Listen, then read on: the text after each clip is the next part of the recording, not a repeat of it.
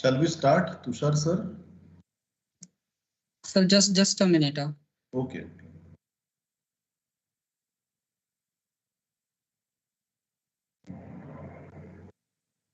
Now I can.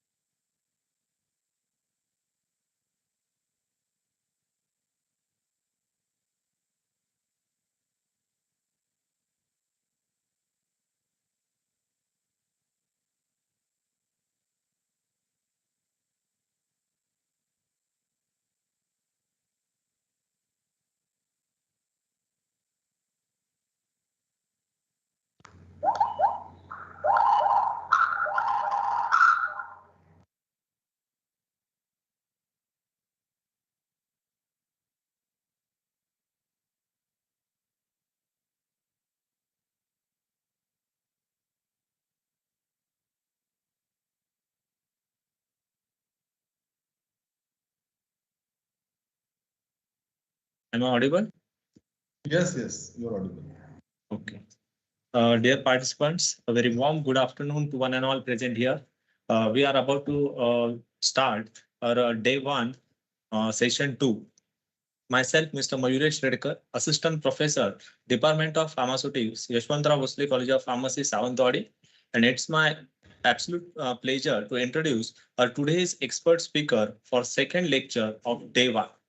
We are fortunate to have with us today Honorable Dr. Prashant Pingre sir, Vice Principal, Sir Dr. M.S. Gosavi, College of Pharmaceutical Education and Research, Nashik, as a distinguished speaker who are noted figure in the field of pharmaceutical education and research. Today, Sir will give us a special emphasis on research ethics.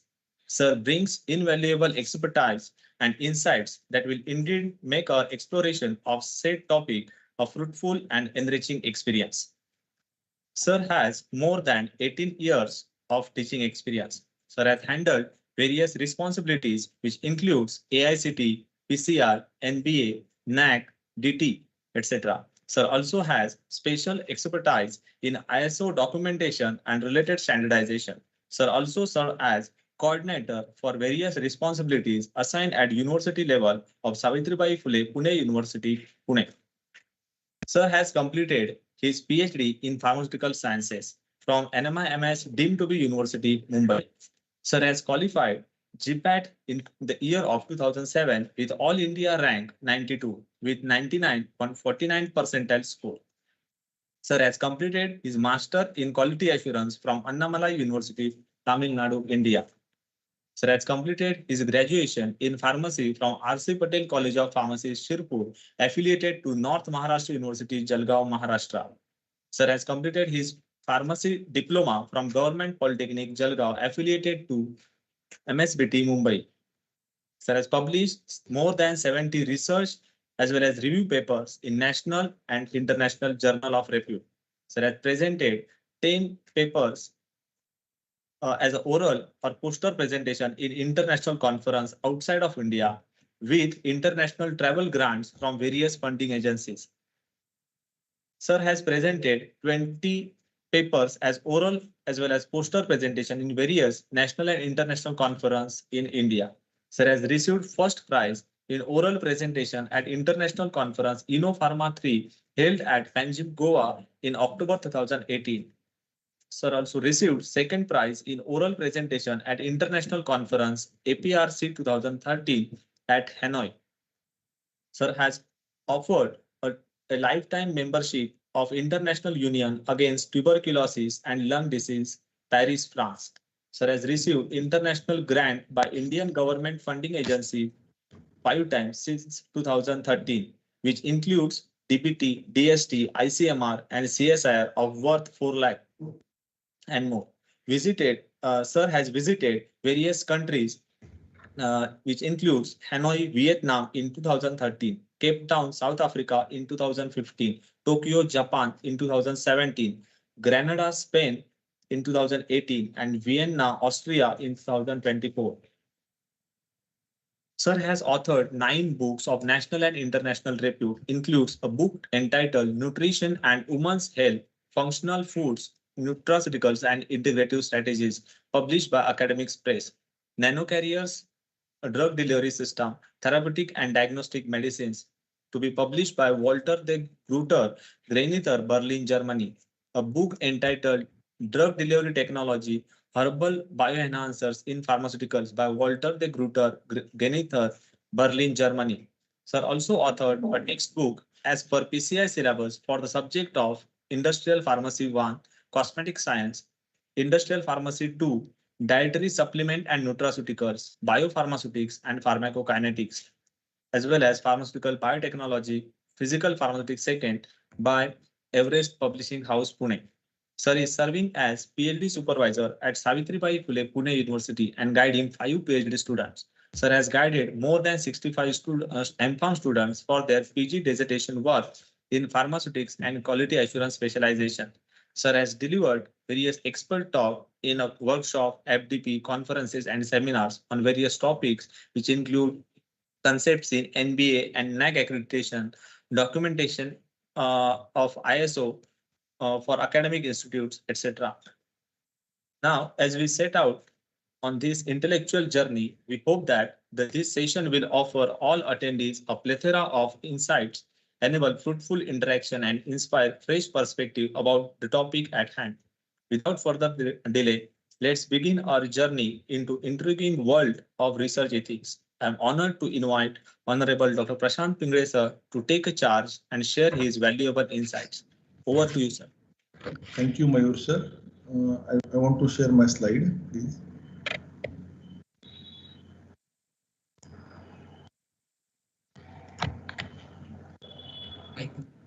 Camera.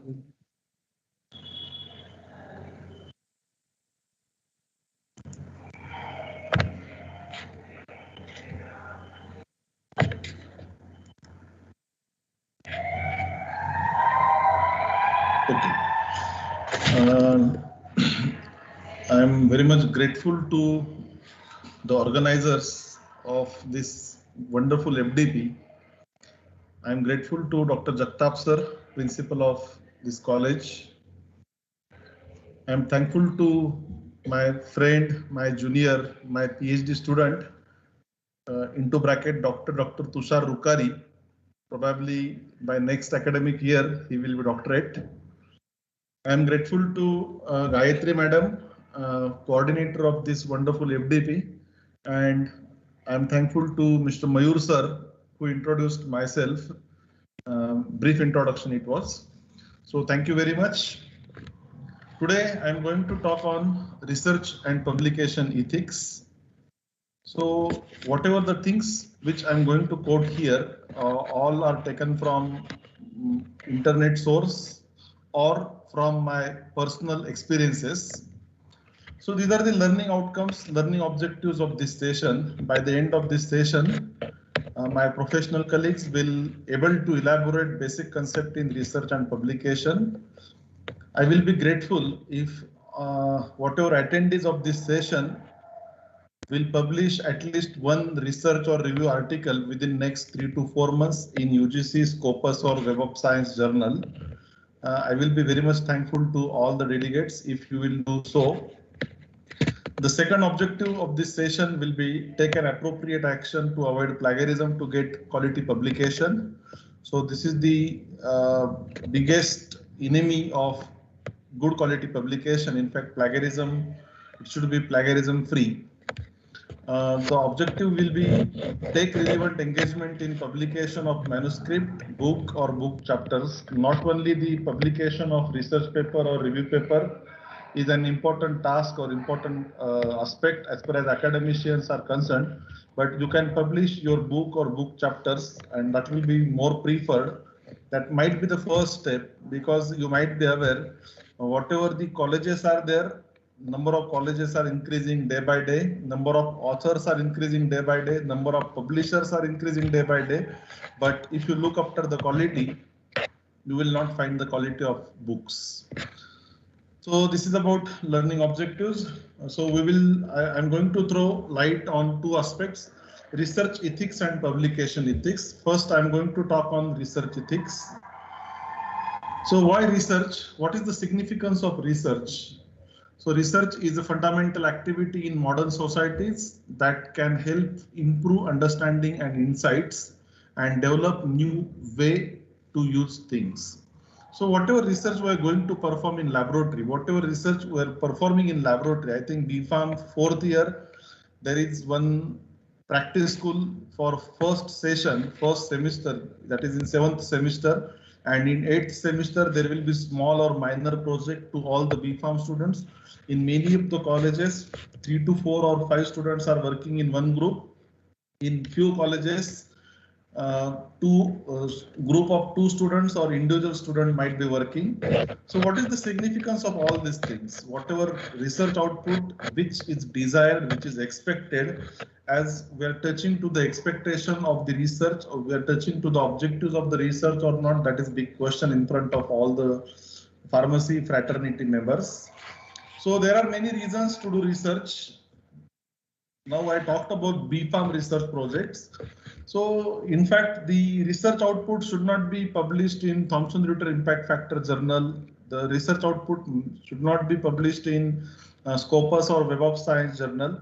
But after completion of that 6 months, 3 months or 4 months research, at least students should able to learn something, how to cite journal article, how to write reference, how to collect data, how to prepare literature of survey, how to write objectives of the research.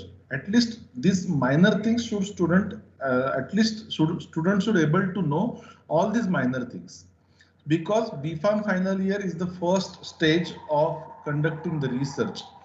40 to 50% of the BPharm students are pursuing masters after completion of their BPharm, because everyone knows there is absolutely less or no job opportunities to the pharma graduates. If you pursue your postgrad, there might be more chances to get good job in pharma industry or whatever it may be.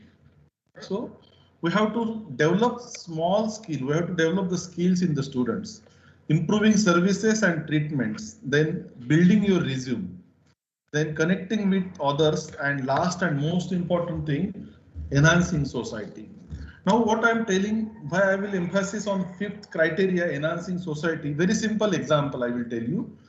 If you have Taluka place, Tehsil place, there might be 100 plus hotels in Tehsil place. If you will allocate students, BPharm students, to find out microbial contamination on menu card of various hotels, means you will make aware your society.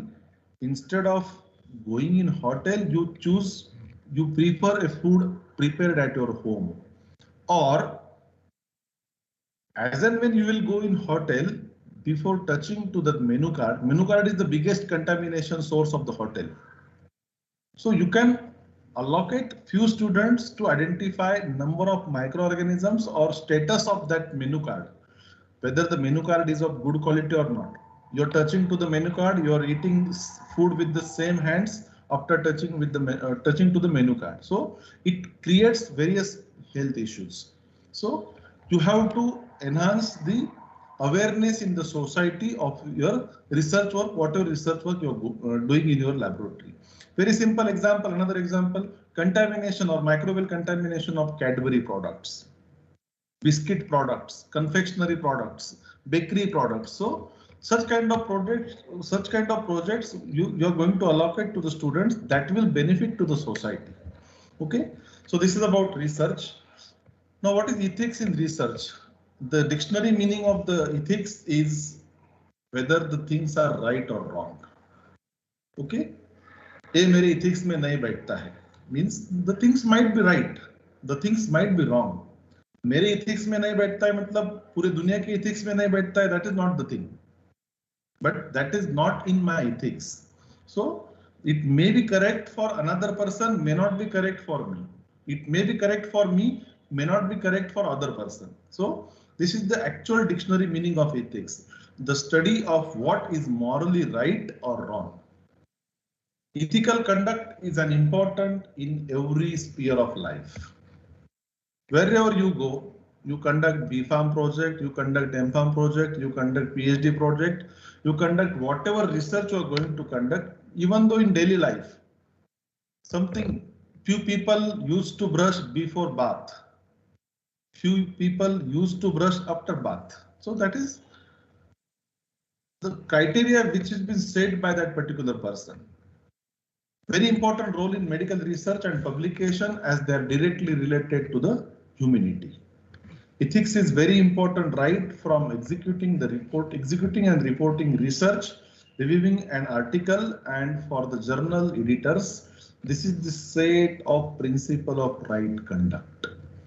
So this definition will be significantly important in case of your laboratory research. What is ethics? A set of principles of right conduct is called as ethics. I am going to use 72 animals for small project, minor project. Instead of using 72 animals, I may cut down the number of animals to 18. There might be group of 12 animals, 6 groups. Instead of using 12 animals in one group, I may use 3 animals in one group. The number of animals will be reduced by 4 times. Instead of using 72 animals, I may use 18 animals.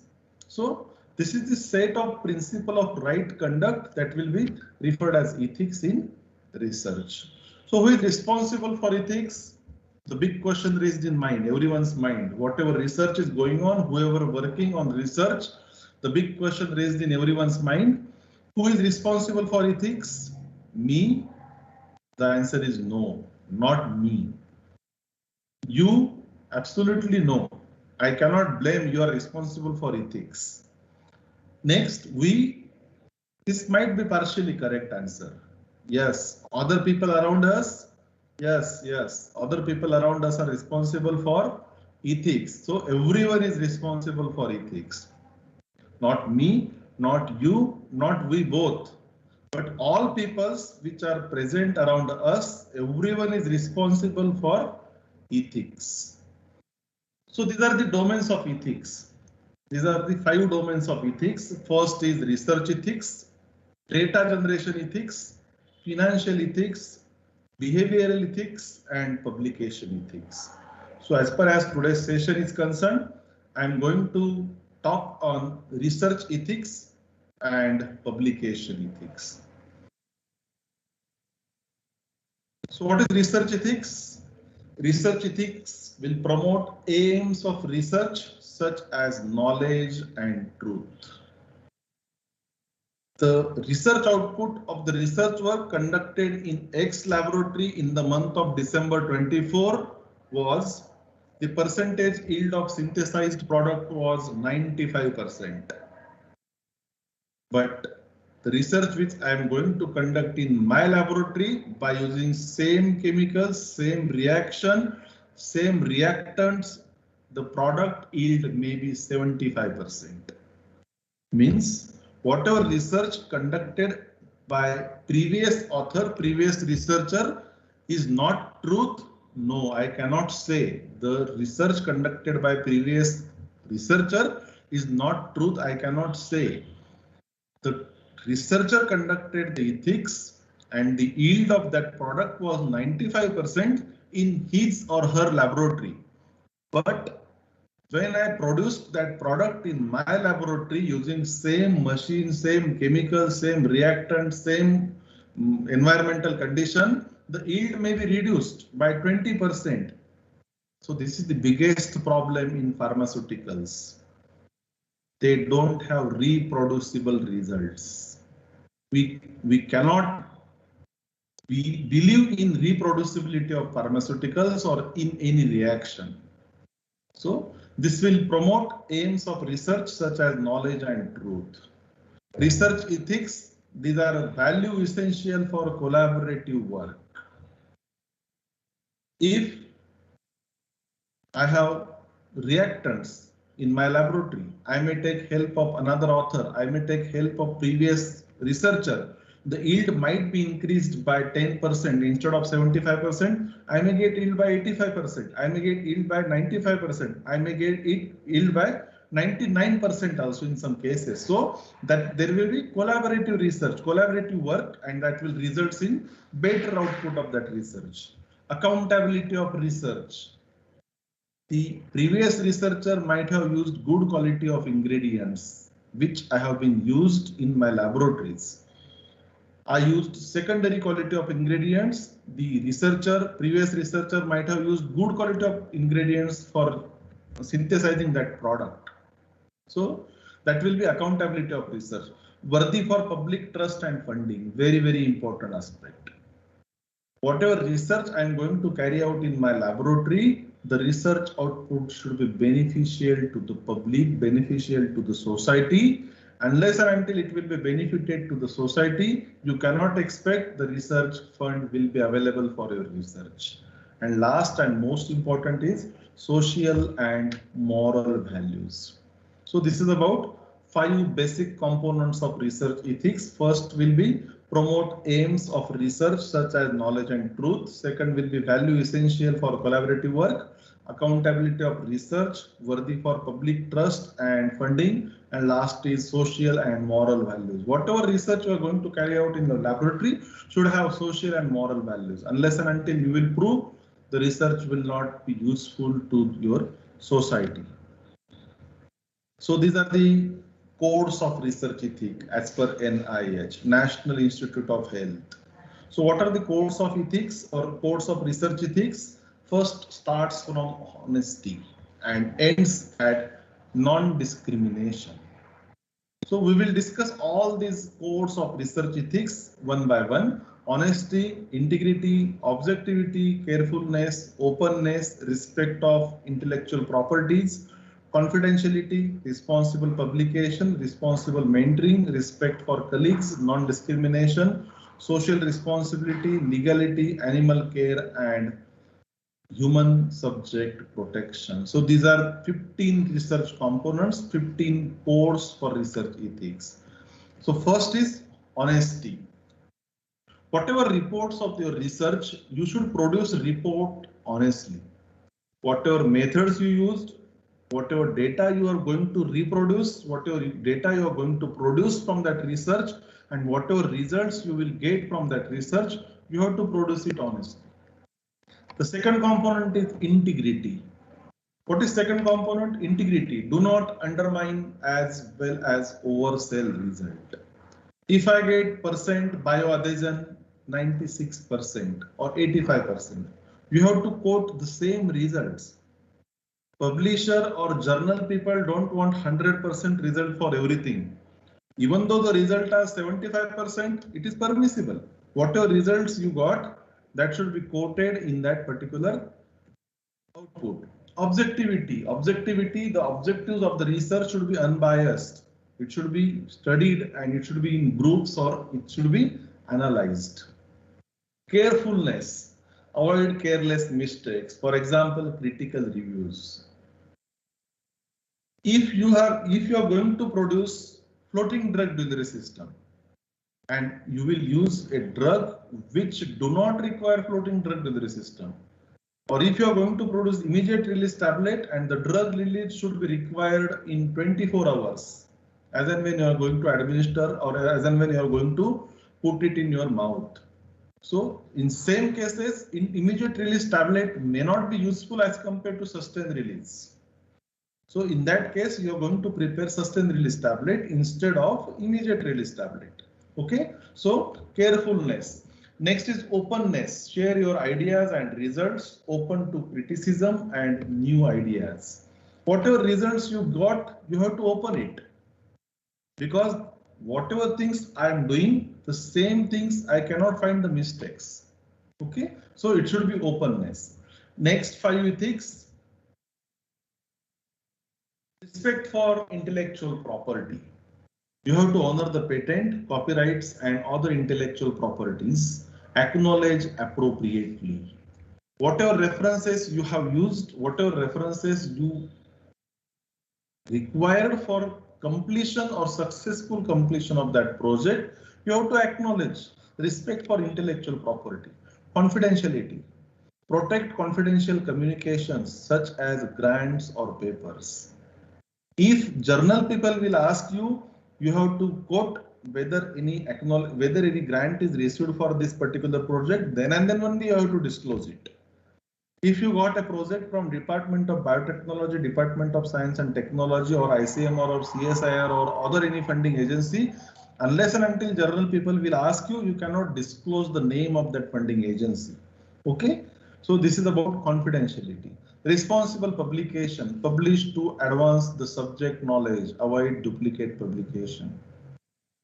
Okay, so we will talk about duplicate publication also. Responsible mentoring, good mentoring and advice to the students. If the students are working under your able supervision, you have to be mentor of that student. You have to advise that student accordingly so that the students will be trained and they will be benefited for such kind of projects. Respect for colleagues, equality in ideas and treat them fairly. If two colleagues are working together, you have to respect each other. Then non-discrimination, avoid discrimination against colleagues based on gender, race or ethnicity. This may not be a problem in our conventional colleges. Social responsibility, promote social cause and mitigate social harm.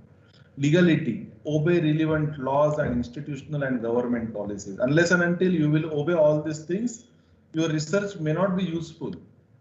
Animal care, most important, most significant component in this NIH code of conduct.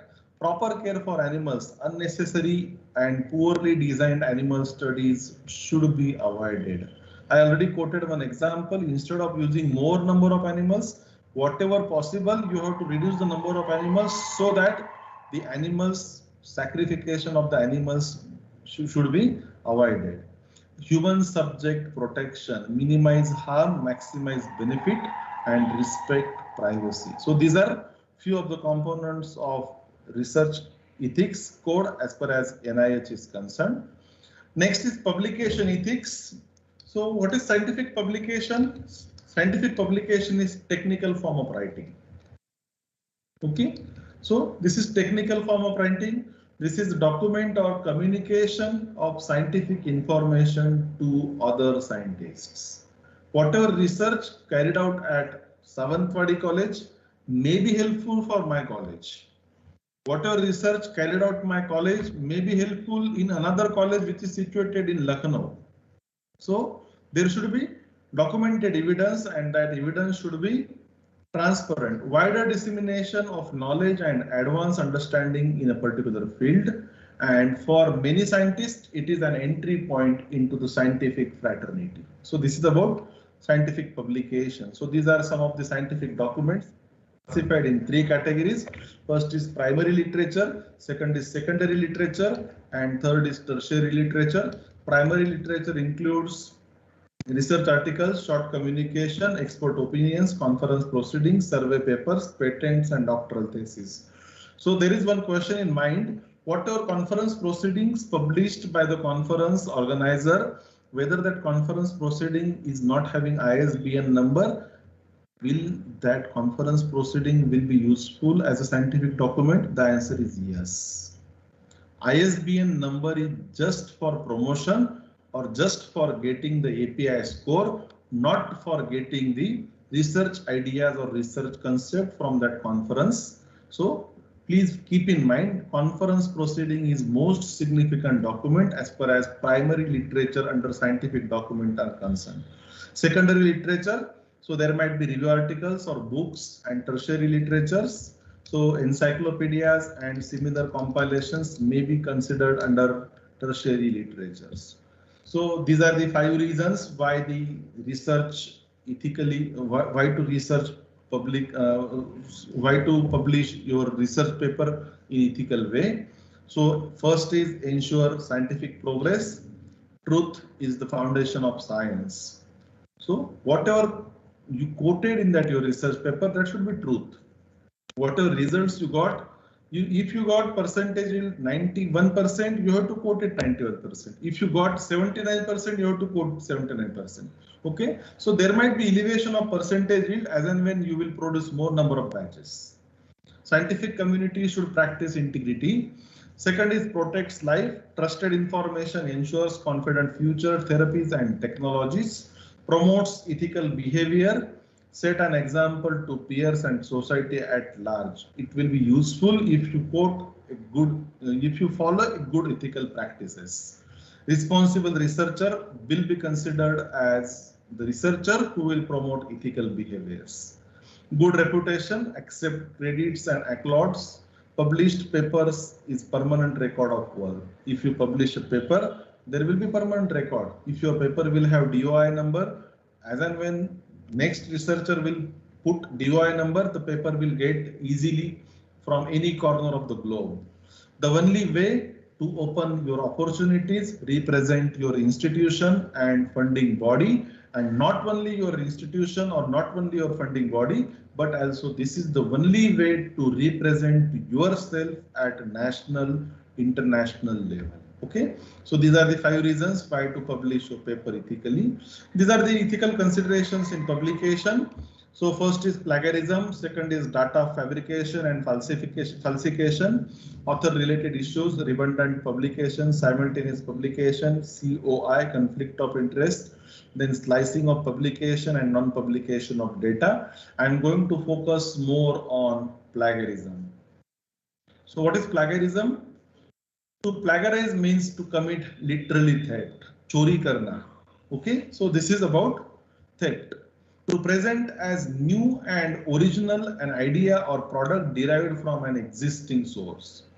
I am going to copy same sentence from one paper and I will put same sentence in my paper, that will be copy paste. So this is literally theft from one author to another author. You must give credit to the owner of information that you use in your paper, otherwise you are stealing. So this is about plagiarism. Anytime you use a direct quote or even change an author's word, you are using somebody else's thought. Simply changing the wording or paraphrasing is not enough. You have to cite the reference of the author. You have to cite your source. You have to cite the research or review article from where you got that data. When in doubt, cite. It's better to be safe than sorry. Means if you have doubt in citation, don't use that word. Don't use that particular sentence. Please omit the sentence. There is no need to cite. Editor undertakes a plagiarism test to check similarity factor. I think many of the people might be aware about similarity factor or plagiarism test. For most of the publications, reputed journals, they require less than 10% plagiarism. For most of the UGC or Web of Science or Scopus journal, they need less than 15% of plagiarism. Plagiarism detection is an easier in modern days with an advent of internet. Okay, so you can easily identify the plagiarism or duplication or similarity index of your paper. Multiple softwares, there are number of softwares. I am going to quote name of softwares in next slide. So these are some of the types of plagiarism. These are 4 types of plagiarism. One is literal copying, second is substantial copying, third is paraphrasing, and fourth is text recycling. Literal copying means word-to-word copy from publication without permission or acknowledgement. Even though you are going to acknowledge, you cannot put it as word-to-word. Why I used word here, permission? if you took permission to represent or reproduce the figure, you can use that figure from published paper with kind permission of the author, kind permission of the publisher of that particular journal or particular paper. But you cannot put word to word material from published paper. Even though you are acknowledging, even though you are citing that particular paper, but you can take permission to reproduce, you can take permission to use that figure or that table in your paper. With proper permission, you can use it. Okay. Substantial copying, important topics such as research material, processes, tables and equipments. You cannot use these materials. It comes under substantial copying. Paraphrasing, reproducing someone else's idea with modifications but without citing the original source. And last is text recycling, reproducing portions of self-work for resubmission in new research articles. So most of the authors are adopting this practice of text recycling. They are going to use data from own published paper in next paper. So it should be avoided. So these are the norms of publication for plagiarism, UGC norms for plagiarism. Level 1, similarity is about 10 to 40%, shall be asked to withdraw manuscript submitted for publication and shall not be allowed to publish any work for a minimum period of 1 year. This is level 1 type of plagiarism as per as University Grants Commission is concerned. Level 2, similarity is above 40 to 60%, shall be asked to withdraw manuscript submitted for publication and shall not be allowed to publish any work for a minimum period of 2 years and shall be denied a right to 1 annual increment in case of academician. They also shall not be allowed to be a supervisor to any UG, PG, Masters, MPhil, PhD students, scholars for a period of 2 years. The question raised in mind, 1 annual increment. We are least bothered about 1 annual increment because this 1 annual increment will be playing significant role in government or aided colleges. But everyone knows what is the condition of our field. Everyone knows, most transparent field. Okay, so if our name will be in level 2, that will be the news will be spread like anything. Okay, so this is about level 3 similarities. Similarities above 60% shall be asked to withdraw manuscript submitted for publication and shall not be allowed to publish any work for a minimum period of 3 years, and in case of faculty shall be denied a right of 2 successive annual increments and shall not be allowed to be a supervisor to any UG, PG, Masters, MPhil or PhD student or scholars for a period of 3 years. So this is about level 3 plagiarism under UGC norms. It should be more than 60% plagiarism. Okay, so these are some of the online tools used for detection of plagiarism. One is Turnitin and Authenticate.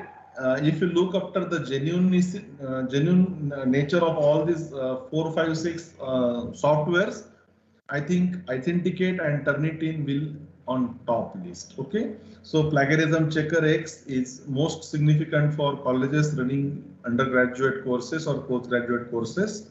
Then PlagScan, Originality AI, Unicheck, Urkun, DupliChecker. So these are some of the free softwares available in Google. You can Google it. You can find it. You can find the results of that particular plagiarism softwares. But for critical submission, most of the research centers, most of the colleges do use Turnitin or Authenticate.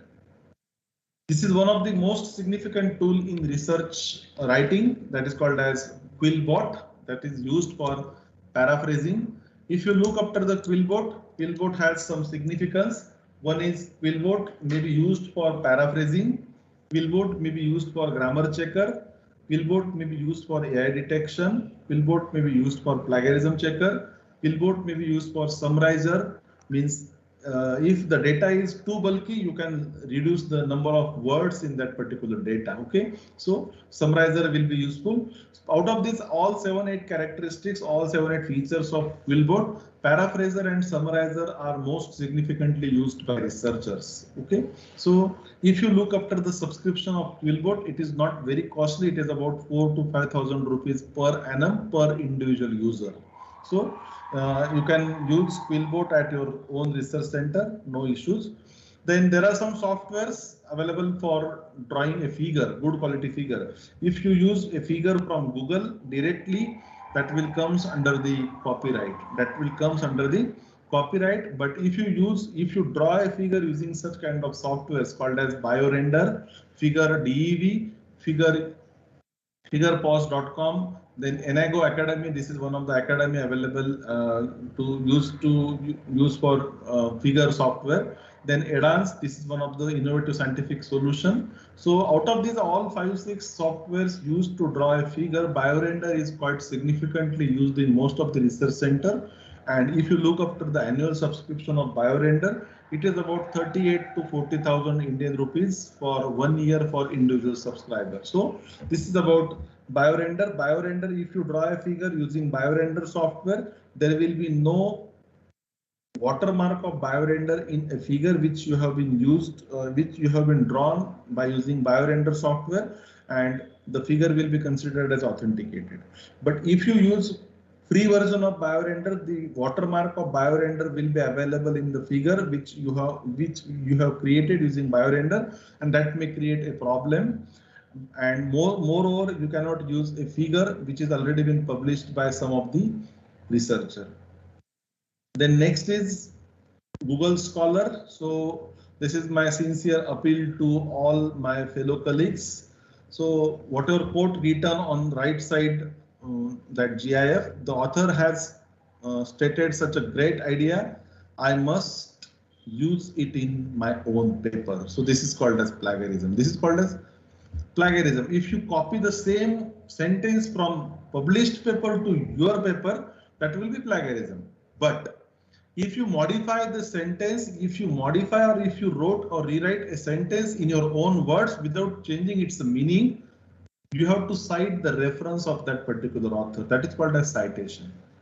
Author refers other paper in bibliography. A citation is a reference to the source. So this is about citation. Next is I-10 index.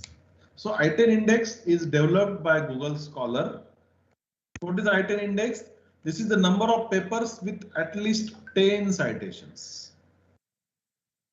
It measures productivity of your research work.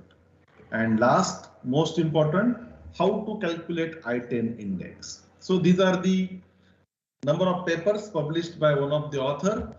Paper number 1 to paper number 13. These are number of citations to that particular paper. So this row indicates number of citations.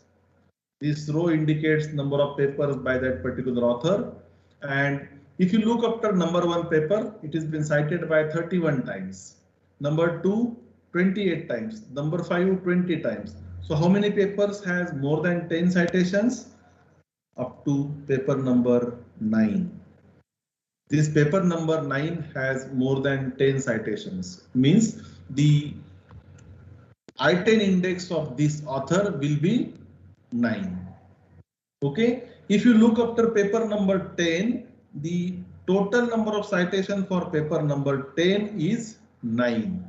So I-10 index of this author will be considered as 9.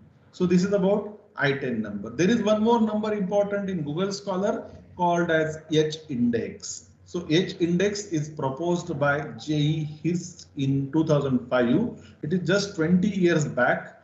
The H index is calculated by counting the number of publications for which an author has been cited by other authors at least that same number of times. The wording is complicated, but it's very simple. I will let you know. It measures productivity and citation impact. H index is used by Scopus, Elsewhere, Web of Science, and Google Scholar. So how to calculate H index?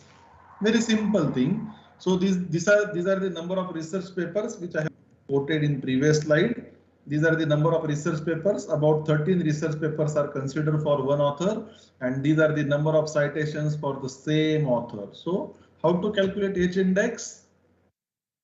This paper number 6 has more than 6 citations.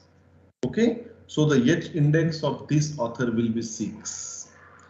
If, please keep in mind, if this author wished to increase H index by one number, means instead of 6, if author wished to increase H index by 1, means if he or she wished to have H index of 7, the number of research paper 6 should increase citation by 1. Not only for this, but number 7 paper should have increased citation by 2 numbers, means this will be 7, this will be 7, means 7th research paper has citation 7, the H index will be 7, and so on for 8, 9, 10 and next numbers. If this author wished to have H index of 10, means this 10th paper should citation 10. Okay, so this is now the example is the H index of this author is 6. Okay, so how to increase H index? If this author wished to increase H index by number 1, means instead of 6, if he or she wished to have H index 7, 6th paper of this researcher should be cited one more time, and 7th paper, which is having current citation number 5, should be cited 2 more times to get H index from 6 to 7, and so on for next numbers for H index. So after 20 years of research, an H index of 20 is good, 40 is outstanding, and 60 is exceptional. I'm not going to talk on this particular aspect because many of the researchers, many of the delegates of this FDP might be having 5 to 10 years of experience, and I hope they will be the good researcher in current future. They might be outstanding researcher as and when they will have an experience of 15 to 16 years. And I hope everyone will be under the exceptional grade, means everyone will have H index of 60 at the age of 45 with an experience of 20 years in academics. So this is about H index.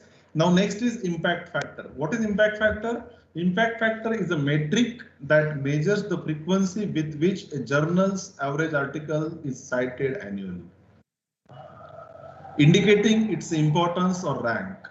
Calculated by dividing the number of times articles were cited in a given year by the number of citable items published in journal during last 2 years. The question raised in mind, the statements are quite complicated and difficult. So very simple, if you wish to declare impact factor for year 23, you must have data of 22 and 21 in hand. How many times that particular paper is been cited in calendar year 21 and calendar year 22 on the basis of number of citations in last 2 calendar years. You can calculate impact factor for that particular journal for CY calendar year 23. So calculated by dividing the number of times articles were cited in given year. Given year is 2023. By the number of citable items published in journal during last 2 years. Means if the number of articles cited in given year is 200, for example, and number of citable items published in journal during last 2 years are 100. Means last 2 years citable items are 100 and number of articles published in this particular year will be 200. The impact factor of that particular journal will be 0.5. Means you're going to divide 100 by 200. 200 divided by 100 will be 0.5. So this is about impact factor. Then ISBN number. This number is usually adapted for books. This is numeric commercial books identifier that is intended to be unique. Publisher purchases or receive ISBN number from an affiliate of international ISBN agency.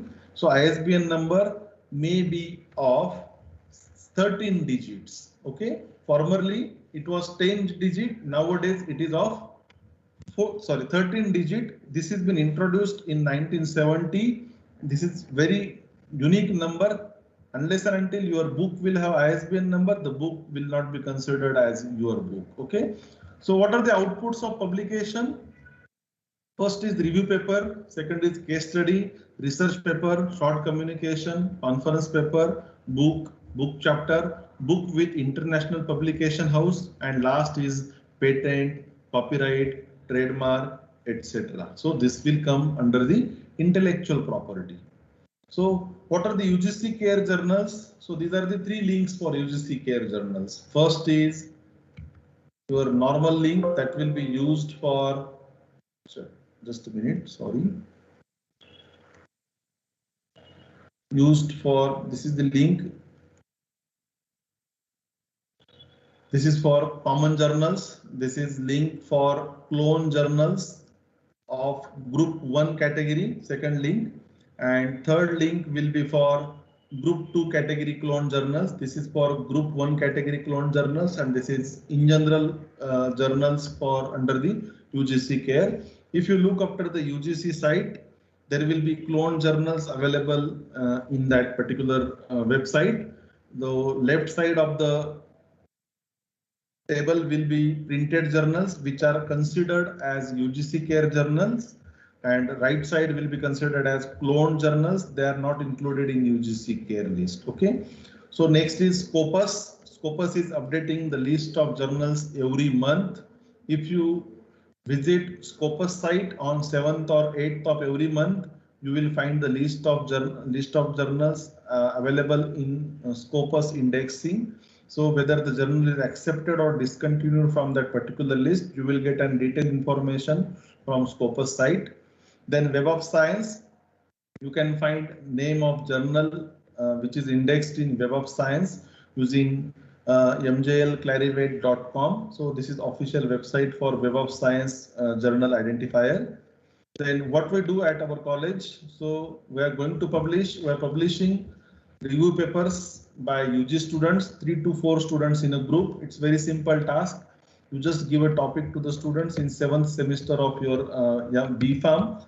3 to 4 people are working. They will be benefited how to write research paper, how to write review paper, what are the components of review paper, what are the components of research paper, then what are the reference styles adopted worldwide. So all these minimum things should be known by that particular student. Publication of review or research article by PG students, but mandatorily the journal should be enlisted in UGC, Scopus or Web of Science. We don't expect Thomson-Reuters impact factor output by the PG students because it is quite difficult. It will take 1 year or 1.5 years in some cases. Call for book chapters or invited faculty members, at least 10 in a year. So we have around 40 faculty members at our college, and we do have at least 10 book chapters every year. Patent and copyright for good projects, even though not necessarily the projects will be from B.Pharm or M.Pharm. We have B.Pharm project patents also. Then publication of review paper with collaboration. We have collaborators outside our college, so we are happy to collaborate with you people also. And book proposal, national 2 to 3 books every year, and international 1 or 2 book every year. We used to publish all these things in research output. So there are some authorship related issues. So these are the issues: substantial contribution to conception and design or acquisition of data or analysis and interpretation of data, drafting or revising the article for intellectual content, approval for final version, and accountable for accuracy and integrity of research work. So these are some authorship related issues. If we are working together, if there will be collaboration of 2 or more collaborators, such kind of issues may be raised.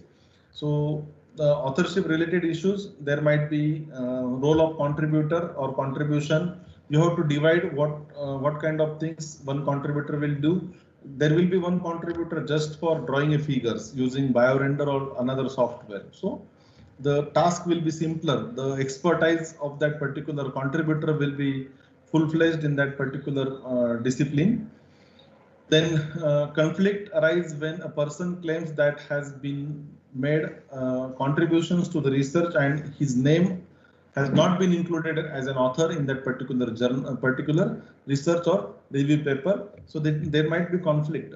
You might have gone through conflict of interest. The same thing I am talking about. Authorship and order of authors must be decided at the beginning of the study. Otherwise, there will be quarrel.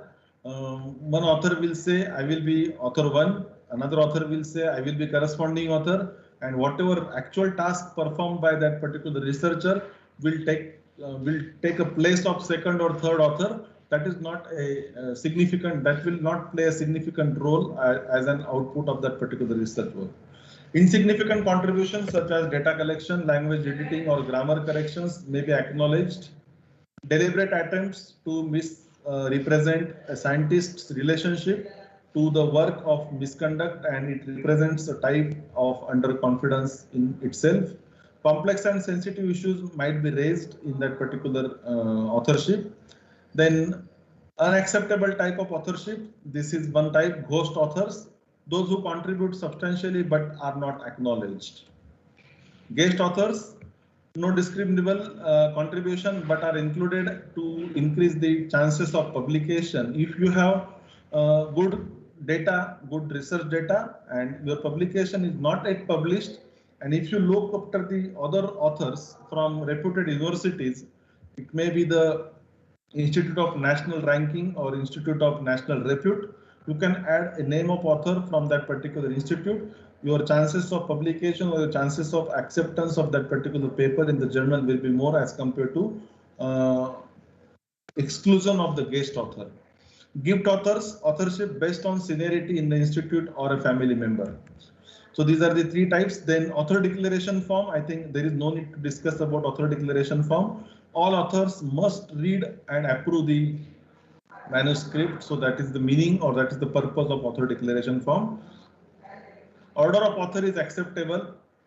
Once you sign author declaration form, means you accepted the position as an author. It may be first position, it may be second position, or it may be one of the author.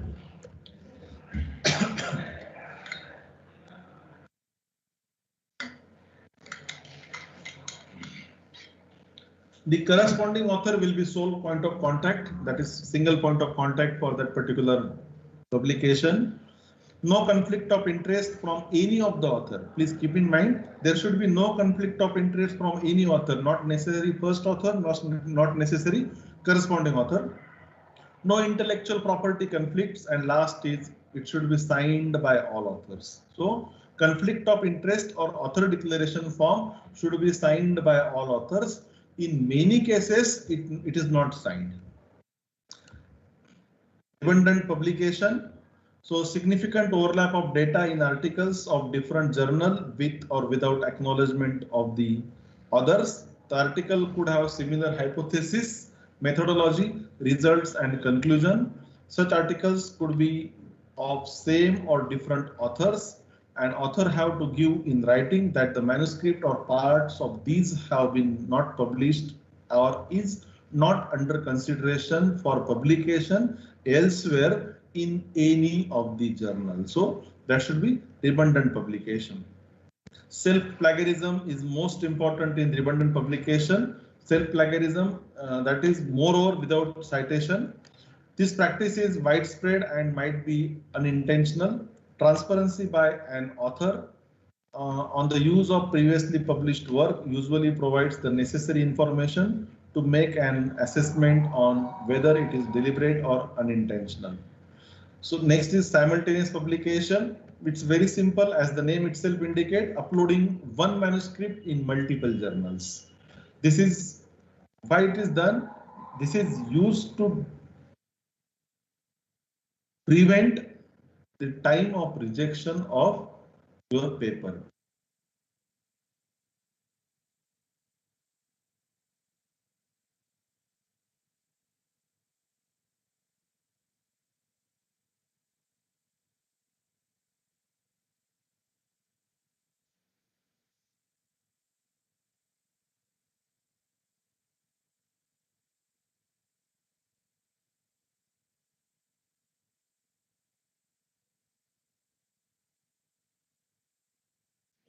Hello, sir.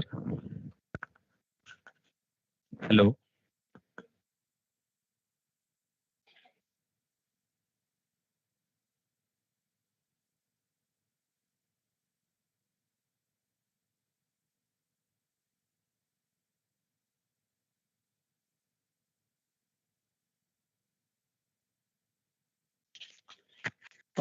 Dear participants, there might be a technical glitch. Just wait for a while. In case you have any queries or questions, you can put your queries in a chat box. So at the end of the session, we can put forth all the questions towards the expert.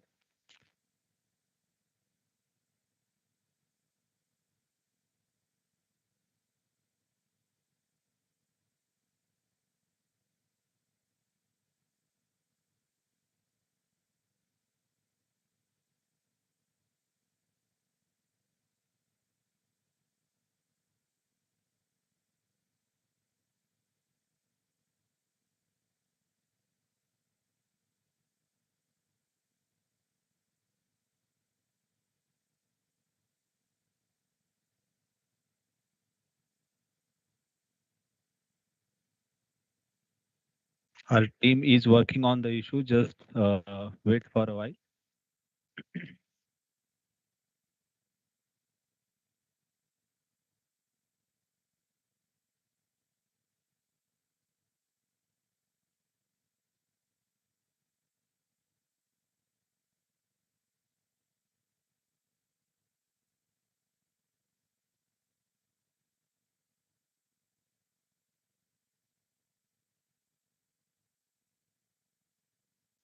Right now, we have 174 participants with us. If you have any queries, you can put the question in a chat box. So we can discuss all these questions at the end of the session.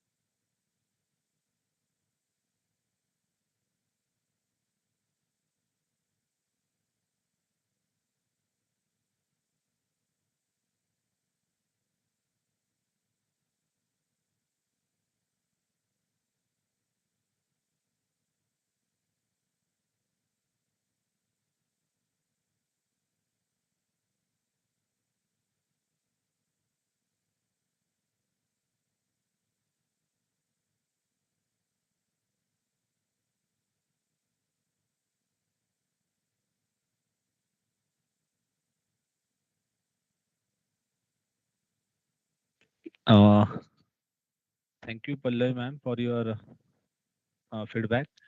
We are working on the issue. We will start the session very soon. Just a wait.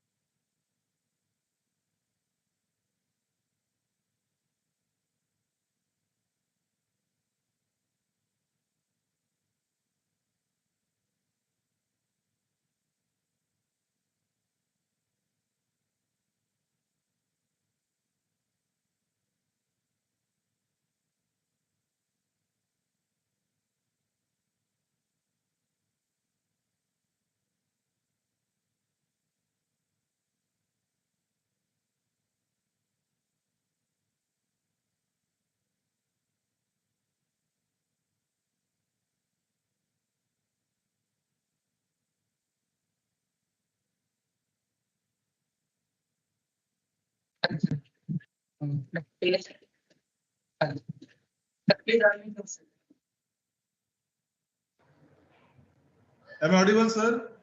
Yes, yes, sir. Yes, yes, You yes. are now audible. Yes, yes. Okay, sir. You can continue, sir.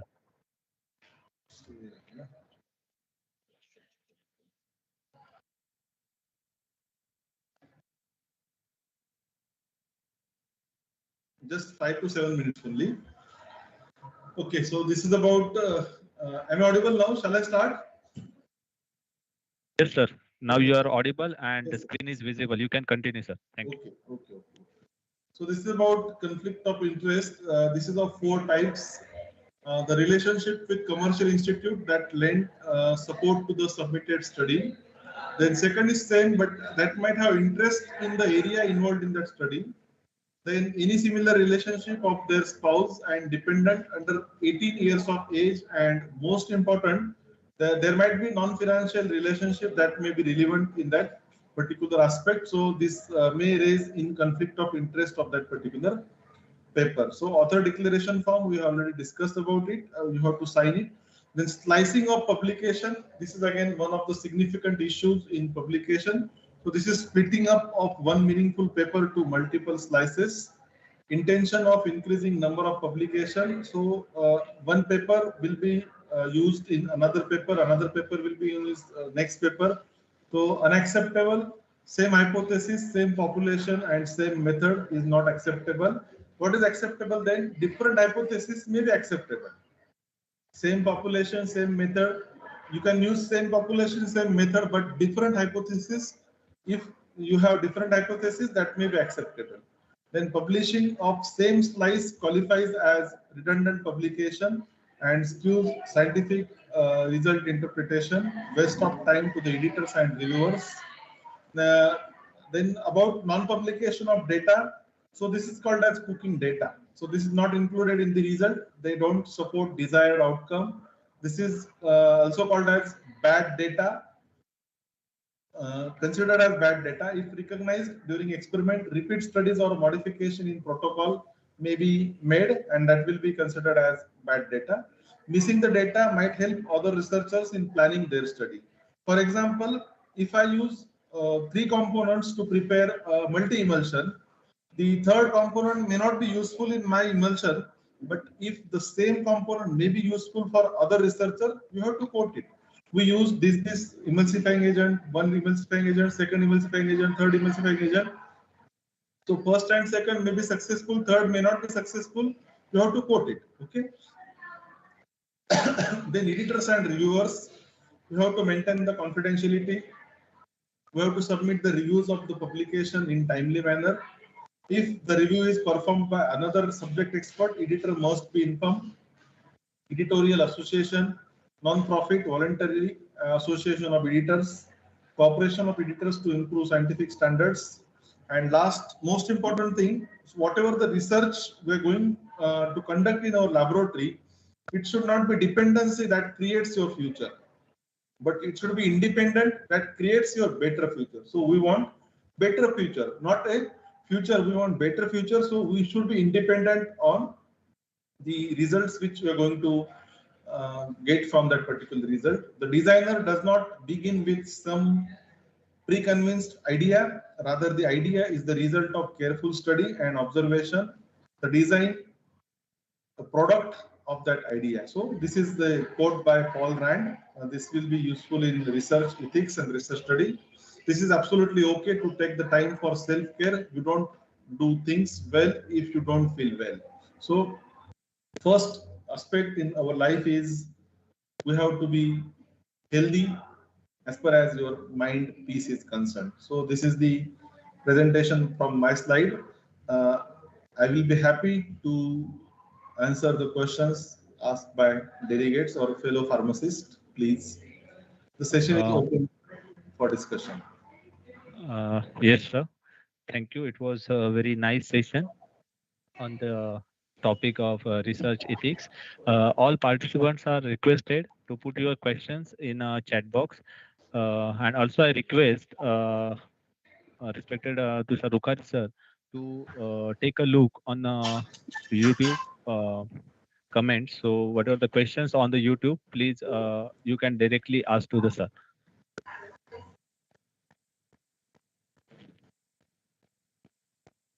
Sir, there is one question.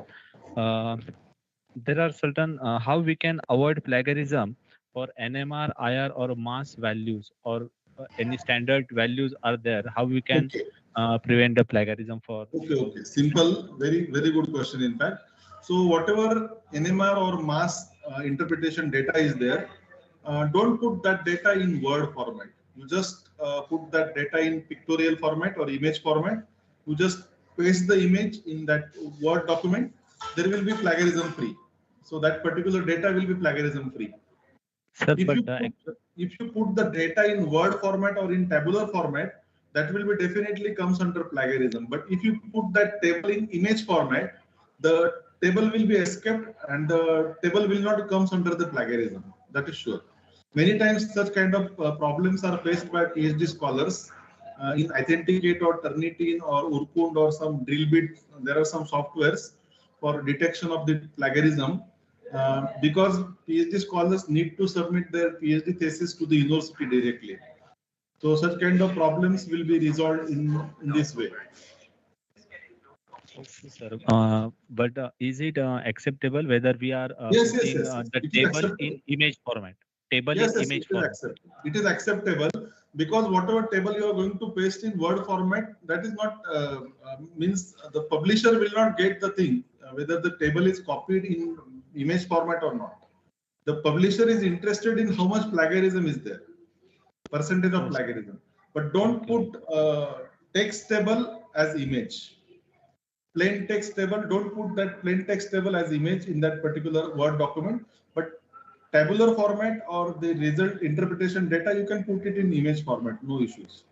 Okay, okay. But the same thing is happen with in certain cases where we are putting standard terminologies. Okay, we are writing the things, but there are most of the time the standard terminologies or Yes, like standard there are deviation, RSD, all these they are things. also come into the So we plagiarism. So cannot how do anything for that. That is why 15% or 10% is permissible. Just like our attendance for towards the vote of thanks, towards the vote of thanks.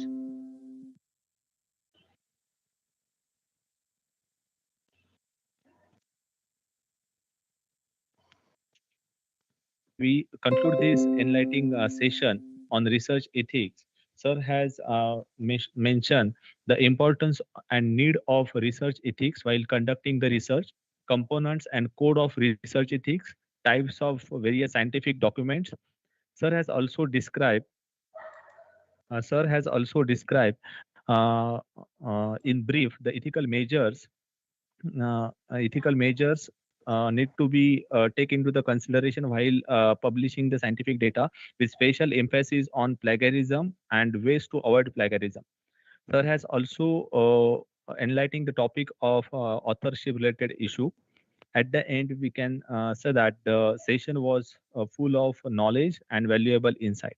I would like to express my heartfelt gratitude to Honorable Dr. Prashant Pingre sir for sharing their immense knowledge and expertise with us.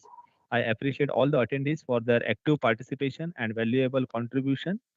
I also extend my heartfelt thanks to our BKC management and Honorable Dr. Vijay Jagtap sir, founder principal of Yashwantrao Bhosle College of Pharmacy, for giving this opportunity to organize this 1 week national level faculty development program. It's been pleasure to hosting this session, and I hope everyone lives today with a greater understanding, new perspective on our focus topic. Thank you for making this session as a great success. Thank you so much. thank you very much. Thank you. Thank you, sir. Thank you very much. Thank you.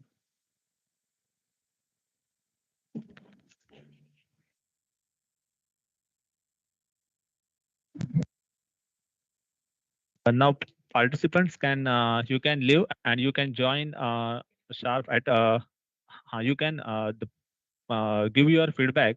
The feedback link is given in a text in a chat. Okay, so you can give your feedback.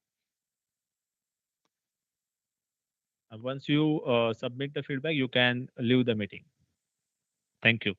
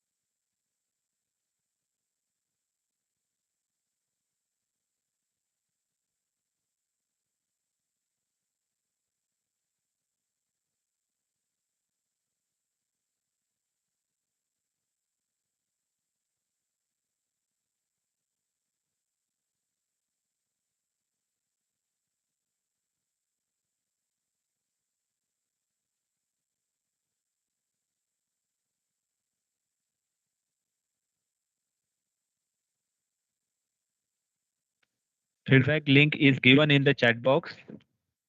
You can directly click on the link and give your feedback.